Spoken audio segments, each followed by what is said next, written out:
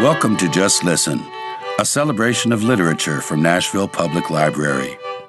For more stories and poetry, visit our website at library.nashville.org. Please feel free to leave a comment or to make requests or recommendations. And now, for today's selection.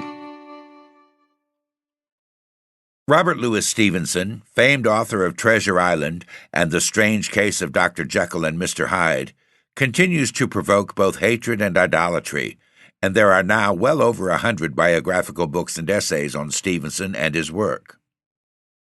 Today's story, A Lodging for the Night, was Stevenson's first ever published fiction, appearing in his book New Arabian Nights, a collection of short stories whose title is an allusion to Arabian Nights published during the Islamic Golden Age.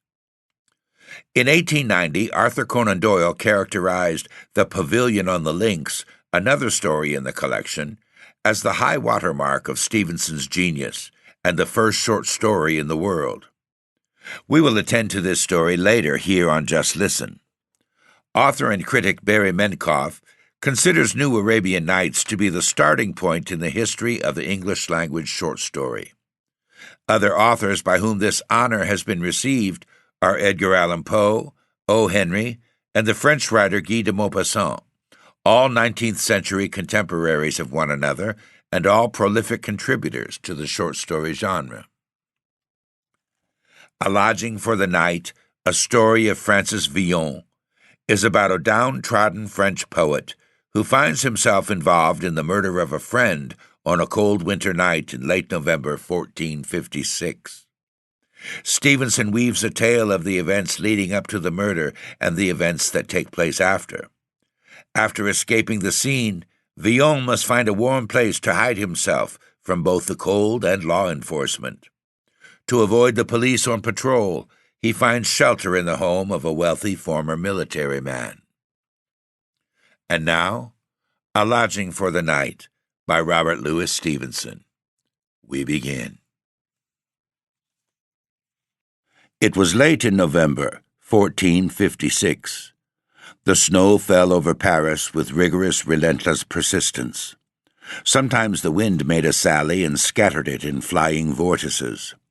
Sometimes there was a lull, and flake after flake descended out of the black night air, silent, circuitous, interminable. To poor people, looking up under moist eyebrows, it seemed a wonder where it all came from. Master Francis Villon had propounded an alternative that afternoon at a tavern window. Was it only pagan Jupiter plucking geese upon Olympus? Or were the holy angels molting? He was only a poor master of arts, he went on, and as the question somewhat touched upon divinity, he durst not venture to conclude. A silly old priest from Montargis, who was among the company, treated the young rascal to a bottle of wine in honor of the jest and grimaces with which it was accompanied, and swore on his own white beard that he had been just such another irreverent dog when he was Villon's age. The air was raw and pointed, but not far below freezing, and the flakes were large, damp, and adhesive. The whole city was sheeted up. An army might have marched from end to end and not a footfall given the alarm. If there were any belated birds in heaven, they saw the island like a large white patch, and the bridges like slim white spars on the black ground of the river. High up overhead the snow settled among the tracery of the cathedral towers. Many a niche was drifted full, many a statue wore a long white bonnet on its grotesque or sainted head. The gargoyles had been transformed into great false noses, drooping toward the point. The crockets were like upright pillows swollen on one side. In the intervals of the wind there was a dull sound dripping about the precincts of the church. The cemetery of St. John had taken its own share of the snow. All the graves were decently covered. Tall white housetops stood among in grave array. Worthy burghers were long ago in bed, benight-capped like their domiciles. There was no light in all the neighborhood but a little peep from a lamp that hung swinging in the church choir and tossed the shadows to and fro in time to its oscillations. The clock was hard on 10 when the patrol went by with halberds and a lantern, beating their hands, and they saw nothing suspicious about the cemetery of St. John. Yet there was a small house backed up against the cemetery wall, which was still awake, and awake to evil purpose in that snoring district. There was not much to betray it from without, only a stream of warm vapor from the chimney-top, a patch where the snow melted on the roof, and a few half-obliterated footprints at the door. But within, behind the shuttered windows, Master Francis Villon, the poet, and some of the thievish crew with whom he consorted were keeping the night alive and passing round the bottle. A great pile of living embers diffused a strong and ruddy glow from the arched chimney. Before this straddled Dom Nicholas, the Picardy monk, with his skirts picked up and his fat legs bared to the comfortable warmth. His dilated shadow cut the room in half, and the firelight only escaped on either side of his broad person, and in a little pool between his outspread feet. His face had the beery, bruised appearance of the continual drinkers. It was covered with a network of congested veins, purple in ordinary circumstances, but now pale violet, for even with his back to the fire the cold pinched him on the other side. His cowl had half fallen back, and made a strange excrescence on either side of his bull neck. So he straddled, grumbling, and cut the room in half with the shadow of his portly frame. On the right, Villon and Guy Tabary were huddled together over a scrap of parchment, Villon making a ballad which he was to call the Ballad of Roast Fish, and Tabary sputtering admiration at his shoulder. The poet was a rag of a man, dark, little, and lean, with hollow cheeks and thin black locks. He carried his 24 years with feverish animation. Greed had made folds about his eyes, evil smiles had puckered his mouth. The wolf and pig struggled together in his face. It was an eloquent, sharp, ugly, earthly countenance. His hands were small and prehensile, with fingers knotted like a cord, and they were continually flickering in front of him in violent and expressive pantomime. As for Tabary, a broad, complacent, admiring imbecility breathed from his squash nose and slobbering lips. He had become a thief, just as he might have become the most decent of burgesses, by the imperious chance that rules the lives of human geese and human donkeys. At the monk's other hand, Montigny and Thevenin Pensette played a game of chance. About the first there clung some flavor of good birth and training, as about a fallen angel. Something long, lithe, and courtly in the person, something aquiline and darkling in the face. Thevenin, poor soul, was in great feather. He had done a good stroke of knavery that afternoon in the Faubourg Saint-Jacques, and all night he had been gaining from Montigny. A flat smile illuminated his face. His bald head shone rosily in a garland of red curls. His little protuberant stomach shook with silent chucklings as he swept in his gains. "Doubles or quits?" said Thevenin. Montigny nodded grimly.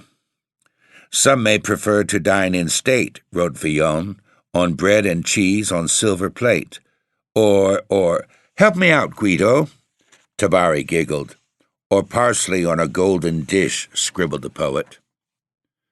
The wind was freshening without. It drove the snow before it, and sometimes raised its voice in a victorious whoop and made sepulchral grumblings in the chimney. The cold was growing sharper as the night went on. Villon, protruding his lips, imitated the gust with something between a whistle and a groan. It was an eerie, uncomfortable talent of the poet's, much detested by the Picardy monk. "Can't you hear it rattle in the gibbet?" said Villon. "They are all dancing the devil's jig on nothing up there. You may dance, my gallants, you'll be none the warmer. Whew, what a gust! Down went somebody just now. A medlar the fewer on the three-legged medlar tree. I say, Dom Nicholas, it'll be cold tonight on the Saint-Denis road," he asked. Dom Nicholas winked both his big eyes and seemed to choke upon his Adam's apple. Montfaucon, the great, grisly Paris gibbet, stood hard by the Saint-Denis road, and the pleasantry touched him on the raw. As for Tabari, he laughed immoderately over the medlars. He had never heard anything more light-hearted, and he held his sides and crowed. Villon fetched him a fillip on the nose, which turned his mirth into an attack of coughing. "Oh, stop that now," said Villon, "and think of rhymes to fish." "Doubles or quits," said Montigny doggedly. "With all my heart," quoth Thevenin. "Is there any more in that bottle?" asked the monk. "Open another," said Villon. "How do you ever hope to fill that big hogshead, your body, with little things like bottles? And how do you expect to get to heaven? How many angels, do you fancy, can be spared to carry up a single monk from Picardy? Or do you think yourself another Elias, and they'll send the coach for you?" "Omnibus impossibile," replied the monk as he filled his glass. Tabari was in ecstasies. Villon filliped his nose again. "Laugh at my jokes, if you like," he said. Villon made a face at him. "Think of rhymes to fish," he said. "What have you to do with Latin? You'll wish you knew none of it at the great assizes when the devil calls for Guido Tabari, clericus, the devil with the humpback and red-hot fingernails. Talking of the devil," he added in a whisper, "look at Montigny." All three peered covertly at the gamester. He did not seem to be enjoying his luck. His mouth was a little to his side, one nostril nearly shut, and the other much inflated. The black dog was on his back, as people say, in terrifying nursery metaphor, and he breathed hard under the gruesome burden. "He looks as if he could knife him," whispered Tabari with round eyes. The monk shuddered, and turned his face and spread his open hands to the red embers. It was the cold that thus affected Dom Nicholas, and not any excess of moral sensibility.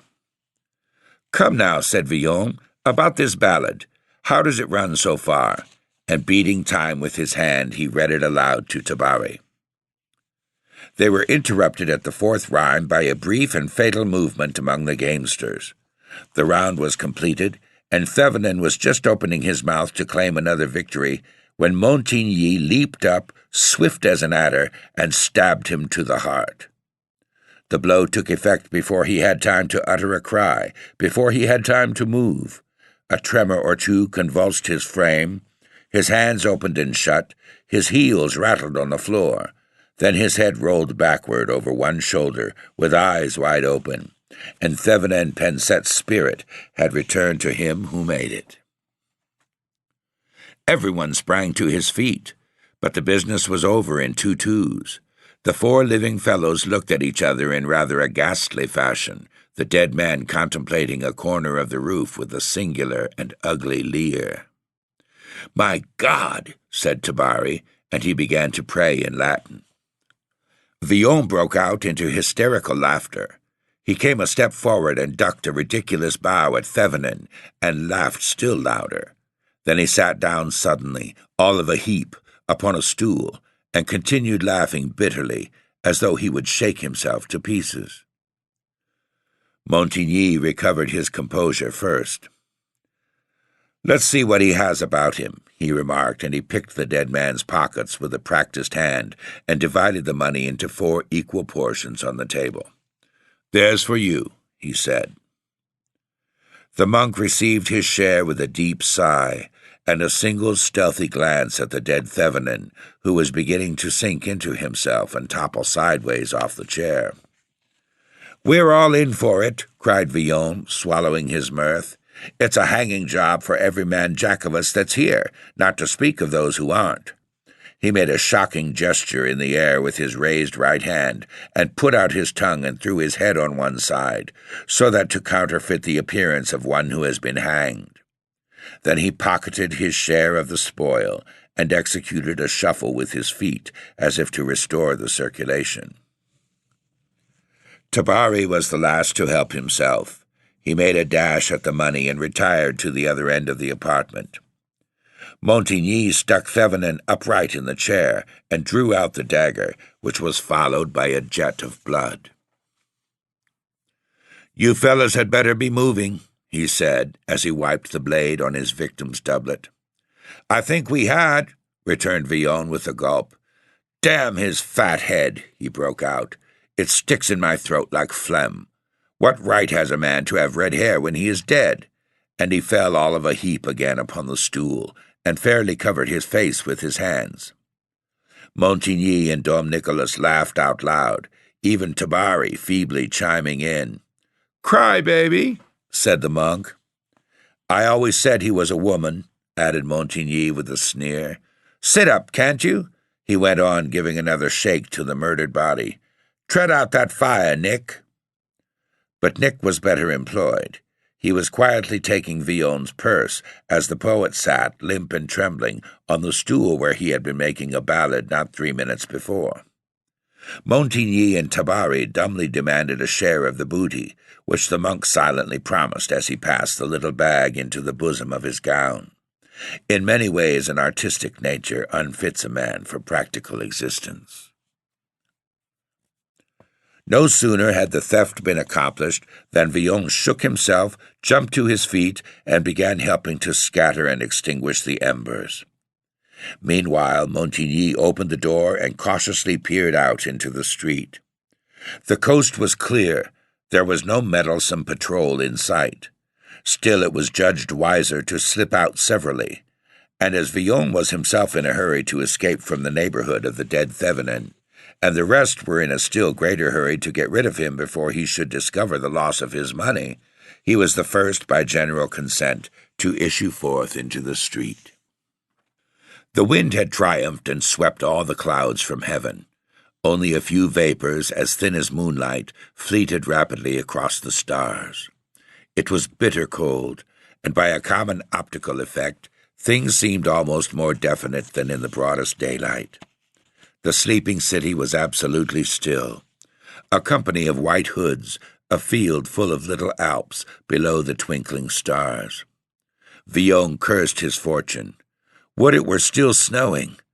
Now, wherever he went, he left an indelible trail behind him on the glittering streets. Wherever he went, he was still tethered to the house by the cemetery of St. John. Wherever he went, he must weave, with his own plodding feet, the rope that bound him to the crime and would bind him to the gallows. The leer of the dead man came back to him with a new significance. He snapped his fingers as if to pluck up his own spirits, and choosing a street at random, stepped boldly forward in the snow. Two things preoccupied him as he went. The aspect of the gallows at Montfaucon in this bright, windy phase of the night's existence, for one, and for another, the look of the dead man with his bald head and garland of red curls. Both struck cold upon his heart, and he kept quickening his pace as if he could escape from unpleasant thoughts by mere fleetness of foot. Sometimes he looked back over his shoulder with a sudden nervous jerk, but he was the only moving thing in the white streets, except when the wind swooped round a corner and threw up the snow, which was beginning to freeze in spouts of glittering dust. Suddenly he saw, a long way before him, a black clump and a couple of lanterns. The clump was in motion, and the lanterns swung as though carried by men walking. It was a patrol. And though it was merely crossing his line of march, he judged it wiser to get out of eyeshot as speedily as he could. He was not in the humor to be challenged, and he was conscious of making a very conspicuous mark upon the snow. Just on his left hand there stood a great hotel, with some turrets and a large porch before the door. It was half ruinous, he remembered, and had long stood empty. And so he made 3 steps of it and jumped into the shelter of the porch. It was pretty dark outside, after the glimmer of the snowy streets, and he was groping forward with outspread hands when he stumbled over some substance which offered an indescribable mixture of resistances, hard and soft, firm and loose. His heart gave a leap, and he sprang 2 steps back and stared dreadfully at the obstacle. Then he gave a little laugh of relief. It was only a woman, and she dead. He knelt beside her to make sure upon this latter point. She was freezing cold and rigid like a stick. A little ragged finery fluttered in the wind about her hair, and her cheeks had been heavily rouged that same afternoon. Her pockets were quite empty, but in her stocking, underneath the garter, Villon found 2 of the small coins that went by the name of whites. It was little enough, but it was always something, and the poet was moved with a deep sense of pathos that she should have died before she had spent her money. That seemed to him a dark and pitiable mystery, and he looked from the coins in his hand to the dead woman, and back again to the coins, shaking his head over the riddle of man's life. Henry V of England, dying at Vincennes just after he had conquered France, and this poor jade cut off by a cold draught in a great man's doorway before she had time to spend her couple of whites. It seemed a cruel way to carry on the world. 2 whites would have taken such a little while to squander, and yet it would have been one more good taste in the mouth, one more smack of the lips before the devil got the soul and the body was left to birds and vermin. He would like to use all his tallow before the light was blown out and the lantern broken. While these thoughts were passing through his mind, he was feeling, half mechanically, for his purse. Suddenly his heart stopped beating. A feeling of cold scales passed up the back of his legs, and a cold blow seemed to fall upon his scalp. He stood petrified for a moment. Then he felt again with one feverish movement. Then his loss burst upon him, and he was covered at once with perspiration.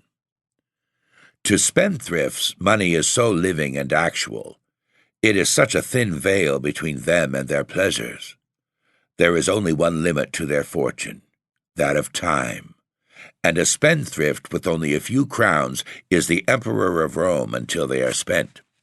For such a person to lose his money is to suffer the most shocking reverse and fall from heaven to hell, from all to nothing, in a breath, and all the more if he has put his head in the halter for it, if he may be hanged tomorrow for that same purse, so dearly earned, so foolishly departed. Villon stood and cursed. He threw the 2 whites into the street. He shook his fist at heaven. He stamped, and was not horrified to find himself trampling the poor corpse. Then he began rapidly to retrace his steps toward the house beside the cemetery. He had forgotten all fear of the patrol, which was long gone by at any rate, and had no idea but that of his lost purse. It was in vain that he looked right and left upon the snow. Nothing was to be seen. He had not dropped it in the streets. Had it fallen in the house? He would have liked dearly to go in and see, but the idea of the grisly occupant unmanned him. And he saw besides, as he drew near, that their efforts to put out the fire had been unsuccessful. On the contrary, it had broken into a blaze, and a changeful light played in the chinks of door and window, and revived his terror for the authorities and Paris gibbet. He returned to the hotel with the porch, and groped about upon the snow for the money he had thrown away in his childish passion. But he could only find 1 white. The other had probably struck sideways and sunk deeply in.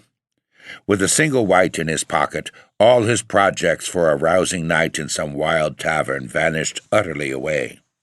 And it was not only pleasure that fled laughing from his grasp. Positive discomfort, positive pain, attacked him as he stood ruefully before the porch. His perspiration had dried upon him, and although the wind had now fallen, a binding frost was setting in stronger with every hour, and he felt benumbed and sick at heart. What was to be done? Late as was the hour, improbable as was his success, he would try the house of his adopted father, the chaplain of St. Benoit. He ran all the way and knocked timidly. There was no answer. He knocked again and again, taking heart with every stroke, and at last steps were heard approaching from within. A barred wicket fell open in the iron-studded door, and emitted a gush of yellow light. "Hold up your face to the wicket," said the chaplain from within. "It's only me." whimpered Villon. "Oh, it's only you, is it?" returned the chaplain, and he cursed him with foul, unpriestly oaths for disturbing him at such an hour, and bade him be off to hell where he came from. "My hands are blue to the wrist," pleaded Villon. "My feet are dead and full of twinges. My nose aches with the sharp air. The cold lies at my heart. I may be dead before morning. Only this once, Father, and before God. I will never ask again." "You should have come earlier," said the ecclesiastic coolly. "Young men require a lesson now and then." He shut the wicket and retired deliberately into the interior of the house. Villon was beside himself. He beat upon the door with his hands and feet and shouted hoarsely after the chaplain. "Wormy old fox!" he cried. "If I had my hand under your twist, I would send you flying headlong into the bottomless pit." A door shut in the interior, faintly audible to the poet down long passages. He passed his hand over his mouth with an oath, and then the humor of the situation struck him, and he laughed and looked lightly up to heaven, where the stars seemed to be winking over his discomfiture. What was to be done? It looked very like a night in the frosty streets. The idea of the dead woman popped into his imagination and gave him a hearty fright. What had happened to her in the early night might very well happen to him before morning, and he so young, and with such immense possibilities of disorderly amusement before him. He felt quite pathetic over the notion of his own fate, as if it had been someone else's, and made a little imaginative vignette of the scene in the morning when they should find his body. He passed all his chances under review, turning the white between his thumb and forefinger. Unfortunately, he was on bad terms with some old friends who would once have taken pity on him in such a plight. He had lampooned them in verses. He had beaten and cheated them.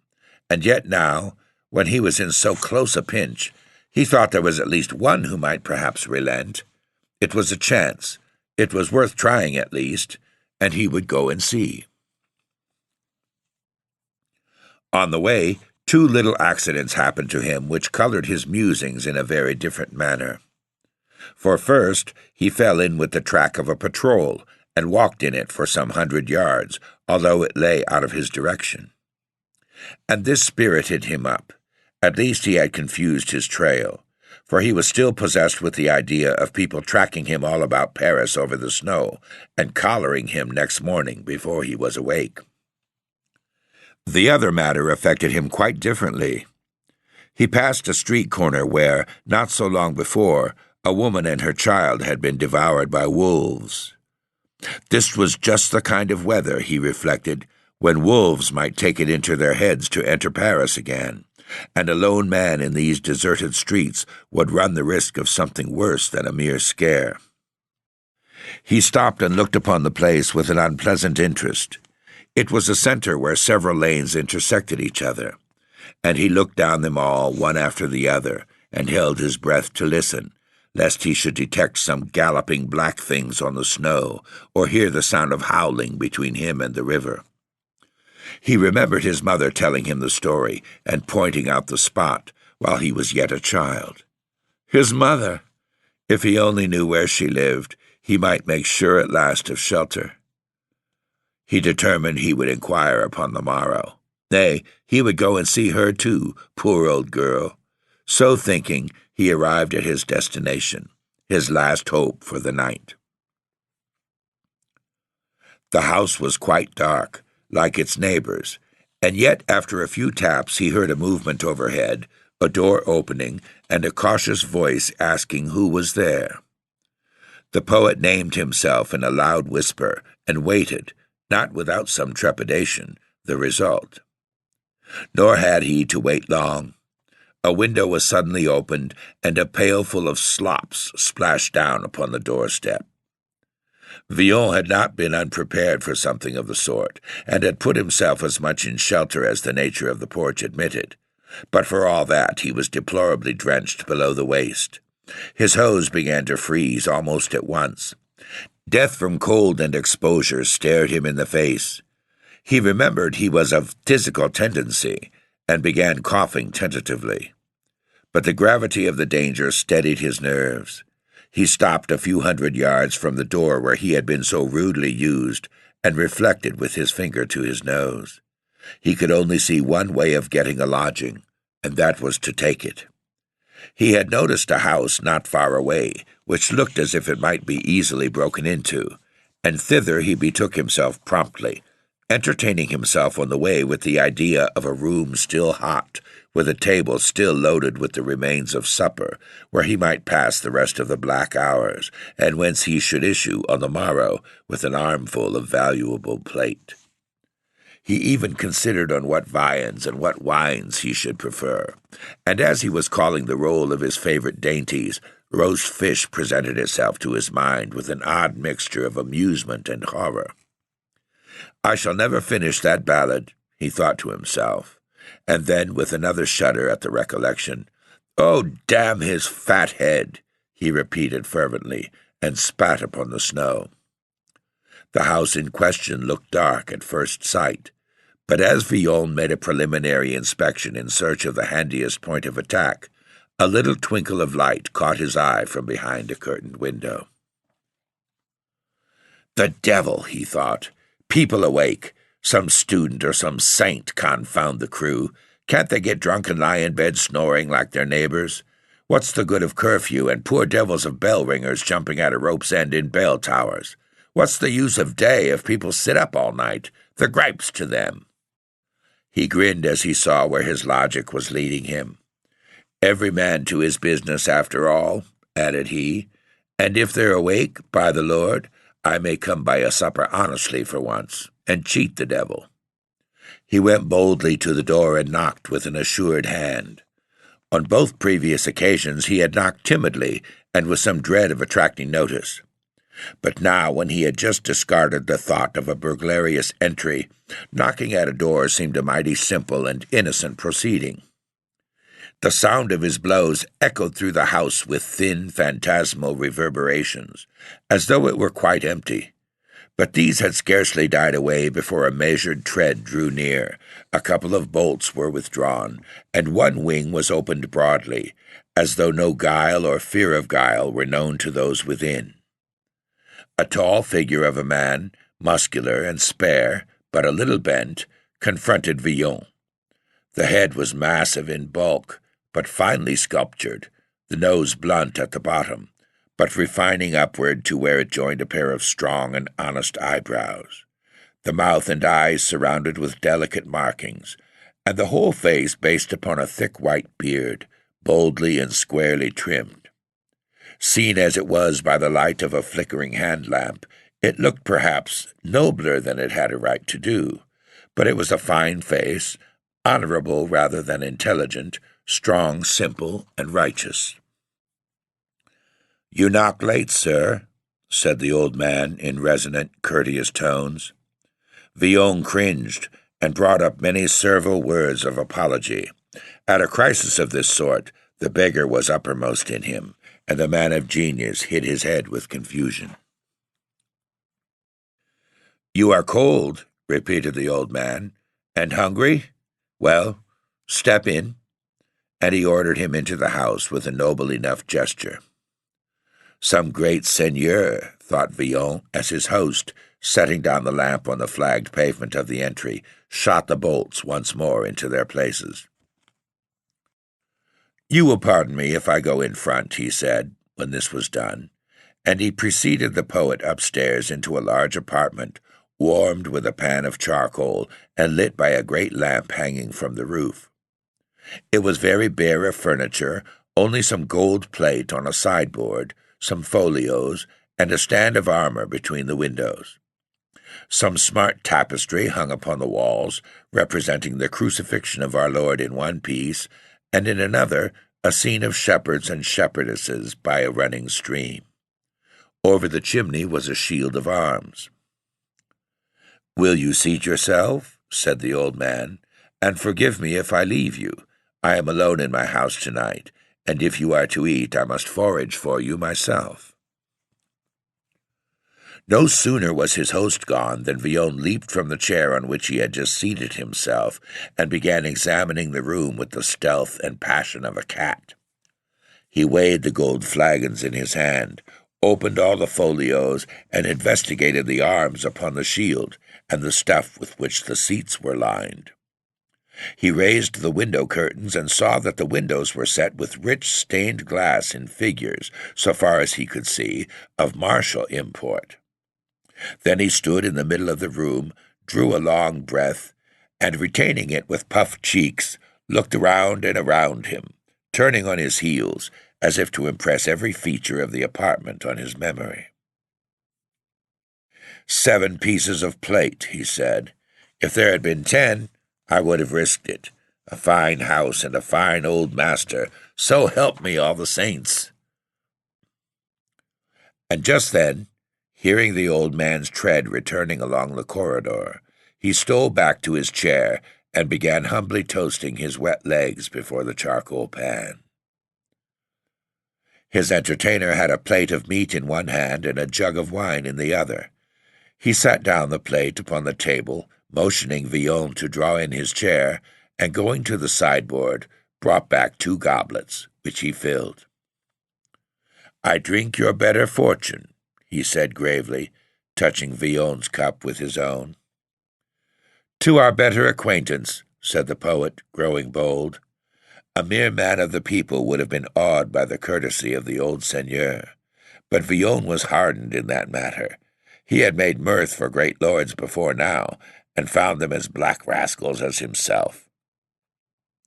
And so he devoted himself to the viands with a ravenous gusto, while the old man, leaning backward, watched him with steady, curious eyes. "You have blood on your shoulder, my man," he said. Montigny must have laid his wet right hand upon him as he left the house. He cursed Montigny in his heart. "It was none of my shedding," he stammered. "I had not supposed so," returned the host quietly.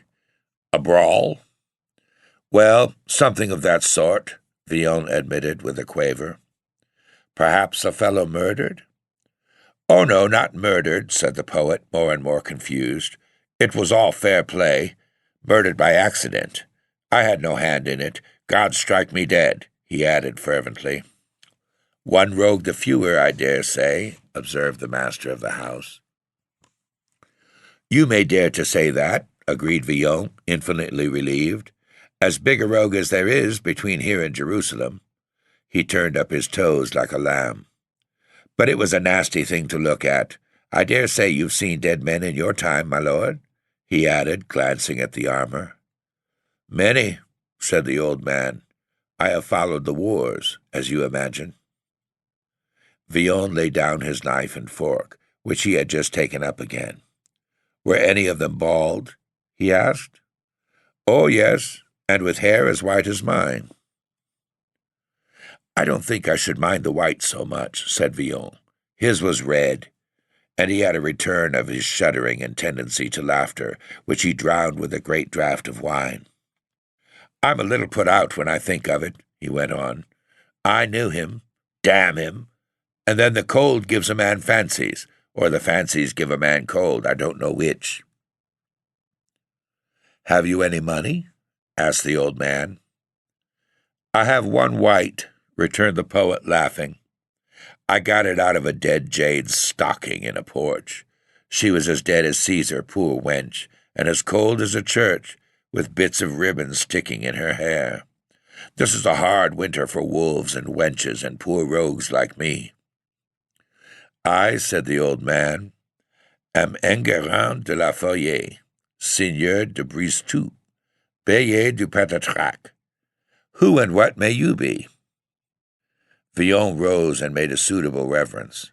"I am called Francis Villon," he said, "a poor master of arts of this university.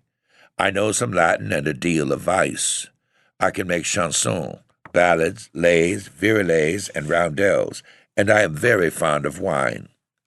I was born in a garret, and I shall not improbably die upon the gallows. I may add, my lord, that from this night forward I am your lordship's very obsequious servant to command." "No servant of mine," said the knight, "my guest for this evening, and no more."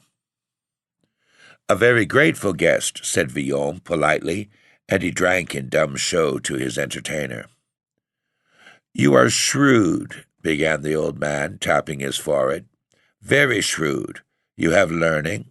You are a clerk, and yet you take a small piece of money off a dead woman in the street.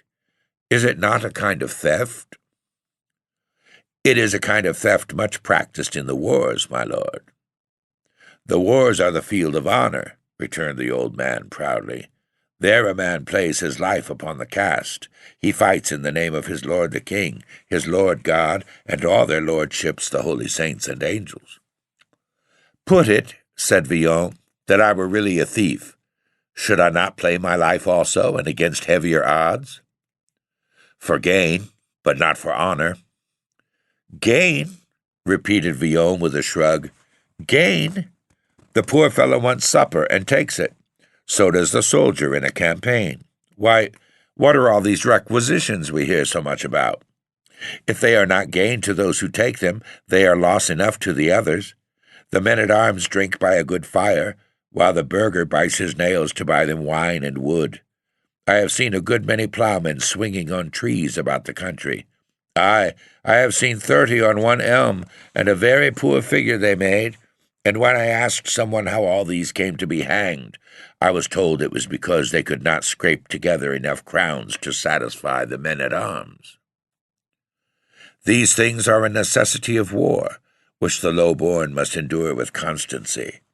It is true that some captains drive over hard.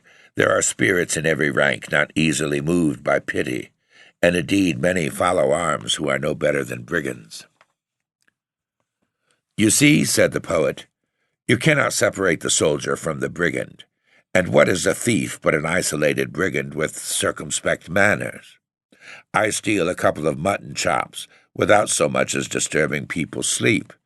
The farmer grumbles a bit, but sups none the less wholesomely on what remains.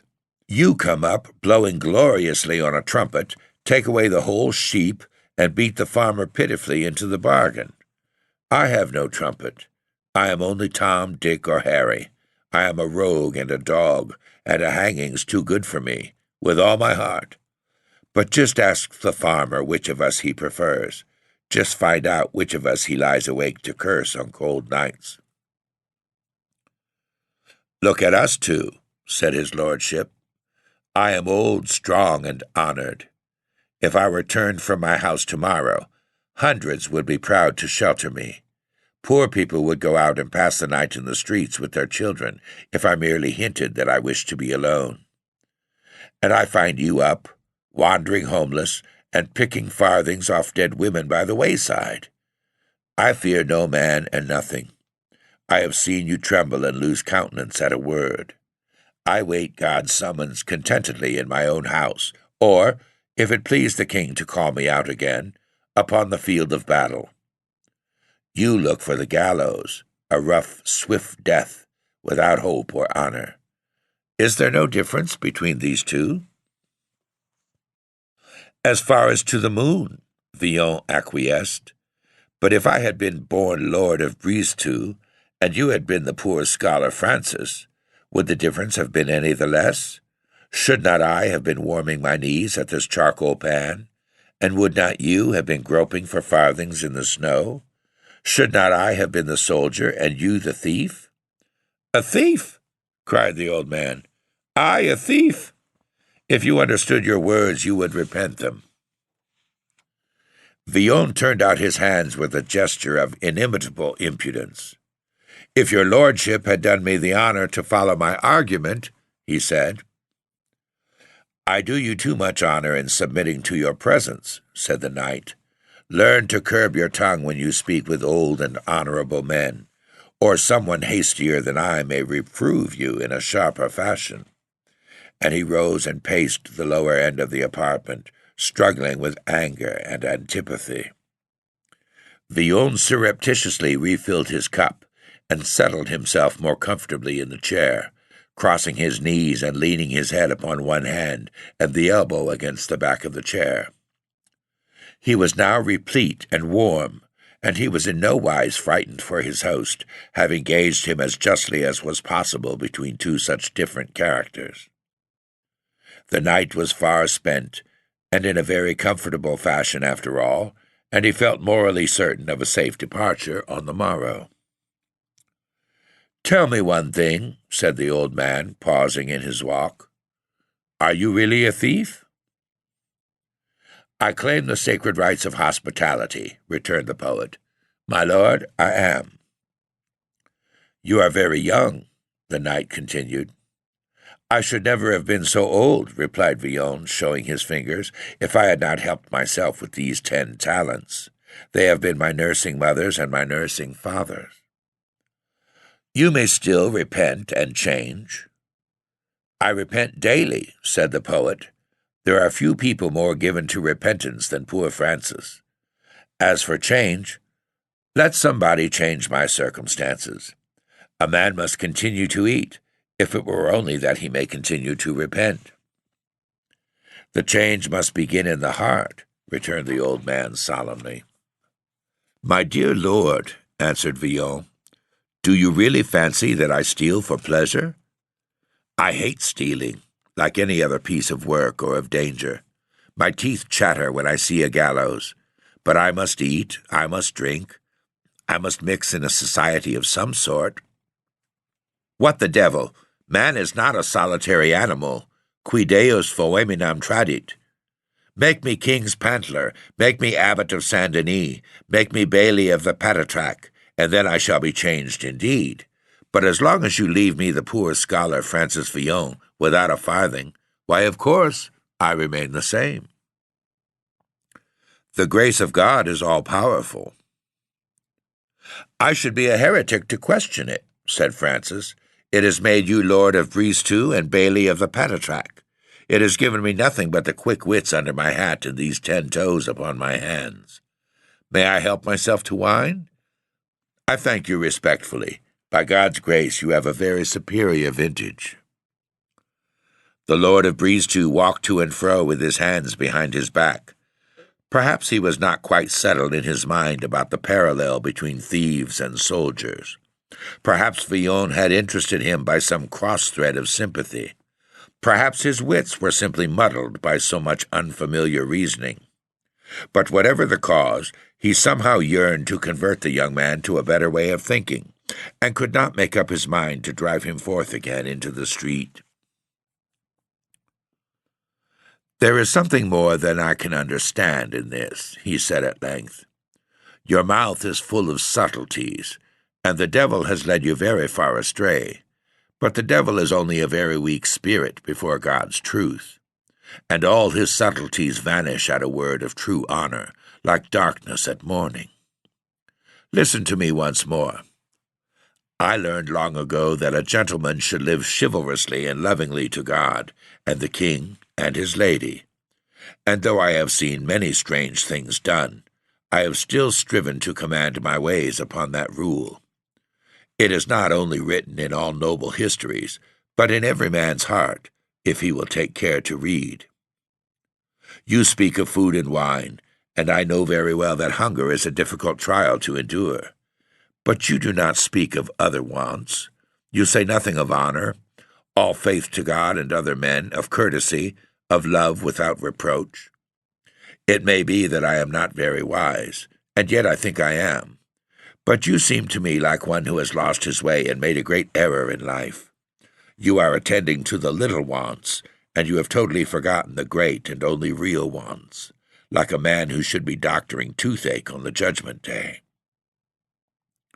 For such things as honor and love and faith are not only nobler than food and drink, but indeed I think we desire them more, and suffer more sharply for their absence. I speak to you as I think you will most easily understand me. Are you not, while careful to fill your belly, disregarding another appetite in your heart, which spoils the pleasure of your life and keeps you continually wretched?" Villon was sensibly nettled under all this sermonizing. "You think I have no sense of honor," he cried. "I'm poor enough, God knows. It's hard to see rich people with their gloves and you blowing on your hands. An empty belly is a bitter thing, although you speak so lightly of it. If you had had as many as I, perhaps you would change your tune. Anyway, I'm a thief. Make the most of that. But I'm not a devil from hell. God strike me dead. I would have you to know I've an honor of my own, as good as yours, though I don't prate about it all day long, as if it was a God's miracle to have any. It seems quite natural to me.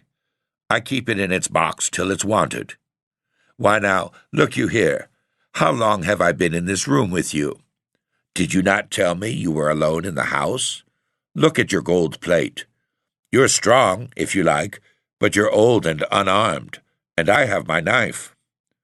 What did I want but a jerk of the elbow, and here would have been you with the cold steel in your bowels, and there would have been me, linking in the streets with an armful of golden cups. Did you suppose I hadn't wit enough to see that? And I scorned the action. There are your damned goblets, as safe as in a church. There are you, with your heart ticking as good as new.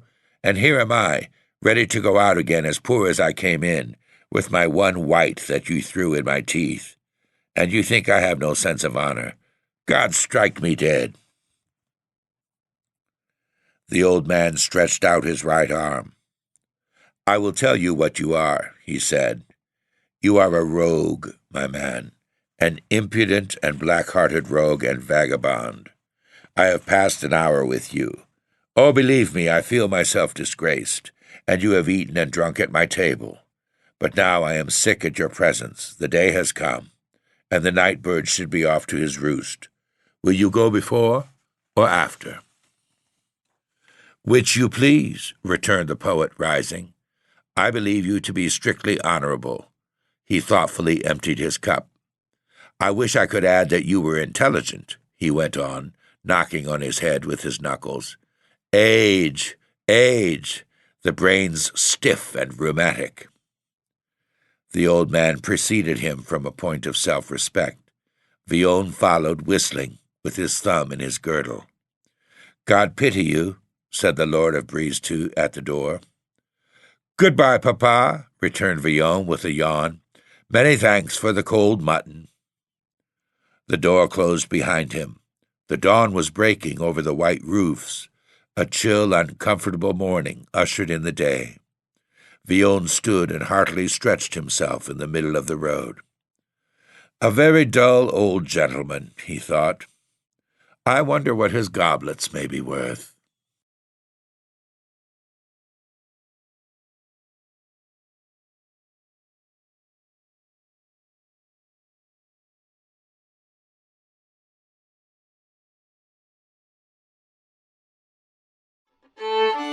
Thanks for joining us. Tune in to another session of Just Listen by visiting your Nashville Public Library website at library.nashville.org.